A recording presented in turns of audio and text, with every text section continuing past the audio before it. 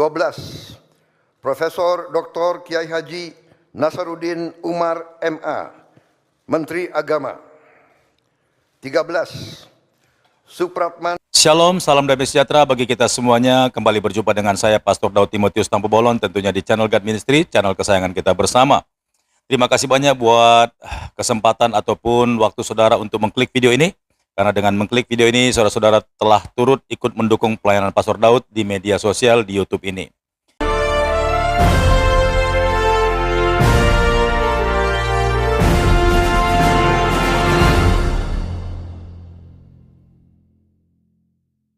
Ya, kali ini kita akan membahas tentang seorang, yaitu Bapak Kiai Nasaruddin, pemimpin atau imam besar di Masjid Istiqlal Jakarta, yang beberapa waktu yang lalu sempat mencium kepala Paus yang datang ke Indonesia.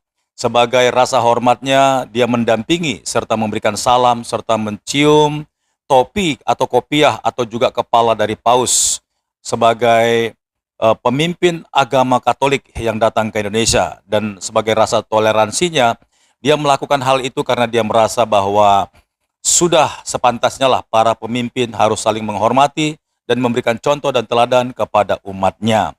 Profesor Dr. Kiai Haji Nasaruddin Umar MA lahir pada tanggal 23 Juni 1959 di Bone, Sulawesi Selatan.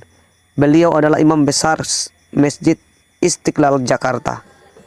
Beliau juga adalah pendiri dari organisasi lintas agama untuk masyarakat dialog antar umat beragama.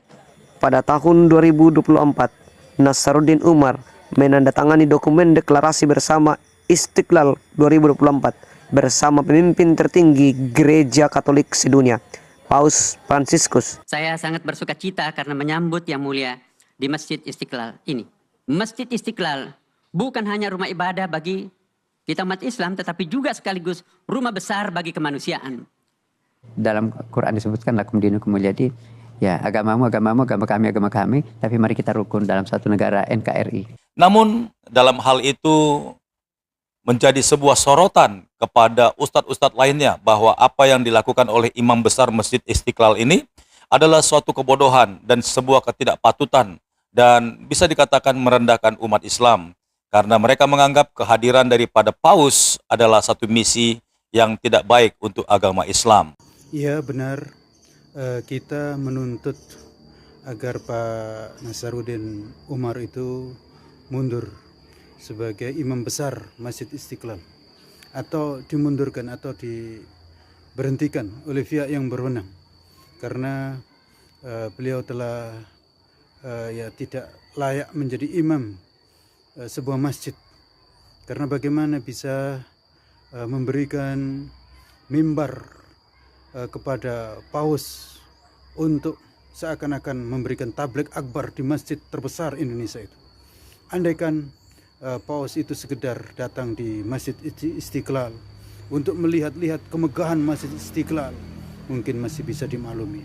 Tapi ketika seakan-akan tabligh akbar, diberikan mimbar yang sedemikian sangat besar, disambut dengan bacaan ayat suci Al-Quran, dan juga ditambah lagi dengan pembacaan ayat-ayat yang ada di Injil, la haula wala quwata illa billah. Maka ini adalah sebuah pelecehan atau ya mengotori masjid yang suci sebagai Baitullah, rumah Allah, tempat beribadahnya umat Islam secara khusus.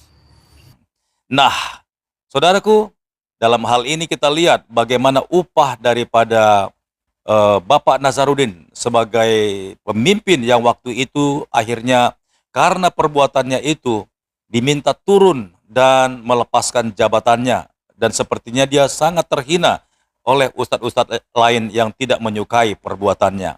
Namun kehendak Tuhan berbeda.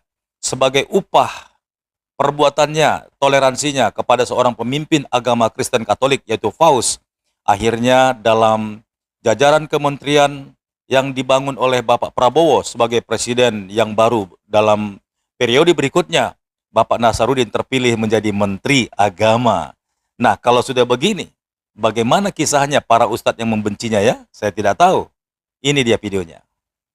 kami mohon doa seluruh masyarakat agar melalui Kementerian Agama masyarakat kita bisa lebih tenang, bisa lebih sejuk, bisa lebih damai sambil membangun peradaban dan membangun masa depan bangsa yang lebih kokoh, lebih konstruktif. Karena kita tahu bahwa tidak ada pembangunan yang produktif tanpa ketenangan, tanpa kedamaian, tanpa keamanan. Mari kita semuanya bekerja sama satu sama lain. Insya Allah kita akan meraih apa yang kita cita-citakan bersama. Demikian dari saya, cukup. Assalamualaikum warahmatullahi wabarakatuh. Ya, memang seperti firman Tuhan berkata, ketika Allah memberkati Abraham dan memberkati Ishak dan memberkati Yakub, firman Tuhan berkata, biar barang siapa yang memberkati engkau, diberkatilah dia, dan barang siapa yang mengutuki engkau, terkutuklah dia. Nah, yang pasti adalah upah daripada orang-orang yang meresponi perjalanan imam Tuhan atau murid Tuhan seperti Paus ini, maka mereka akan mendapatkan janji ataupun berkat-berkat yang telah dikatakan oleh Allahnya Israel. Nah, sekalipun Bapak Nasarudin ini bukanlah orang Kristen, tetapi karena hatinya bersih, hatinya tulus, maka Bapak Prabowo pun digerakkan oleh Tuhan untuk mengangkatnya menjadi Menteri Agama. Semoga oleh Bapak Nasarudin ini, di negeri kita ini akan terbangun toleransi serta satu pertumbuhan antar agama yang berbeda, tetapi tidak lagi mengalami perselisihan, tetapi semakin terbangun dan semakin terjadi yang namanya kedamaian. Selamat buat Bapak Nasarudin sebagai Menteri Agama Republik Indonesia. Lanjutkan terus, Pak. Seperti apa yang Bapak kerjakan kepada Paus, kerjakan juga, Pak, kepada setiap pemimpin-pemimpin agama yang ada di Indonesia ini. Tolong, dan ini permohonan kami, kiranya lewat Bapak Nasarudin, semua rumah ibadah dari berbagai macam agama apapun boleh dibangun tanpa ada sengketa, tanpa ada masalah, tanpa ada keberatan atau juga pelarangan-pelarangan. Sebab keadilan itu harus ditegakkan dengan sama rata dan tidak ada pembedaan. Kiranya Bapak Nasarudin semakin dipakai Tuhan dan juga Indonesia semakin luar biasa karena adanya Menteri Agama yang mengerjakan sesuai dengan perintah-perintah ilahi. Baiklah saudara-saudaraku diberkati oleh Tuhan, sampai di sini video yang Pastor Daud upload. Kiranya video yang barusan kita saksikan boleh menjadi berkat bagi kita semuanya. Sebab upah orang benar, upah orang yang melakukan ketaatan kepada Tuhan pasti akan cepat atau lambat diterima dan menjadi sebuah kebahagiaan. Sampai jumpa di video berikutnya. Tuhan Yesus memberkati. Shalom.